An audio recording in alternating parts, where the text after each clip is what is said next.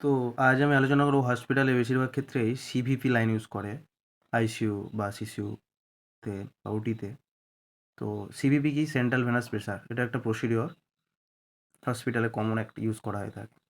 এটা বিশেষ করে বিভিন্ন ধরনের টিপিএন, হাই ইলেকট্রোলাইট মেডিসিন বা ব্লাড ড্র করার জন্য খুব কুইকলি বা হাই কনসেন্ট্রেশন মানে মেডিসিন বা ইঞ্জেকশন যাওয়ার জন্য এই সিভিপি লাইনটা করা হয়।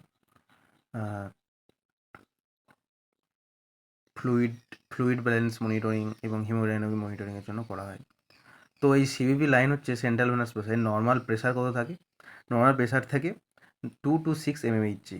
ঠিক আছে, নর্মাল প্রেসার। তো জানবো এটা বেশিরভাগ ক্ষেত্রে কোন জায়গাতে ইউজ করা হয়। বেশিরভাগ ক্ষেত্রে subclavian vein most common use করে অ্যাডাল্টে। Subclavian vein, jugular vein and femoral vein. এমার্জেন্সিতে ফিমোরাল ভেনটা ইউজ করা হয়, কিন্তু এতে ইনফেকশান হওয়ার চান্স বেশি থাকে ফিমোরাল ভেনে। ডিপ ভেন থ্রম্বোসিস হওয়ারও চান্স থাকে, বাট সাবক্লাভিন ভেনে কিন্তু ইনফেকশন হওয়ার সেরকম চান্স থাকে না।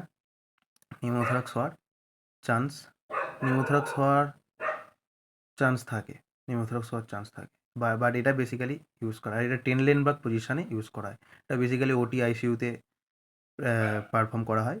আর অ্যাজ এ ডক্টর এটা পারফর্ম করে এবং নার্সকে অ্যাসিস্ট করতে হয়। তো এই সিভিপিটা হচ্ছে এর কমন কমপ্লিকেশন হয়। কমপ্লিকেশন বলতে যেমন ইমিডিয়েট, আর্লি আর লেট। ইমিডিয়েটের ক্ষেত্রে নিউমোথরাক্স হতে পারে, এয়ার এম্বলিজম হতে পারে, হোমোথরাক্স হতে পারে, হ্যাঁ। আর আর আর্লিতে আপনার কি হতে পারে? আর্লিতে নিউমোথরাক্স আর ক্যাথিটার ব্লকেজ হতে পারে। লেটেতে ইনফেকশান হয়, থ্রম্বোসিস হয় আর ক্যাথিটার ফ্র্যাকচার হয়। আর কোন কোন ক্ষেত্রে আমরা সিভিপি লাইন ইউজ করতে পারবো না, যেমন কমন রেসপিরেটরি ফেলোর। ঠিক আছে, রেসপিরেটরি ফেলোরে আমরা ইউজ করতে পারবো না। কোয়াগুলোপ্যাথি থাকলে, তারপর আইসিপি ইন্টারকার্নাল প্রেসার যাতে বেশি থাকে, তাদের ক্ষেত্রে ইউজ করা যাবে না।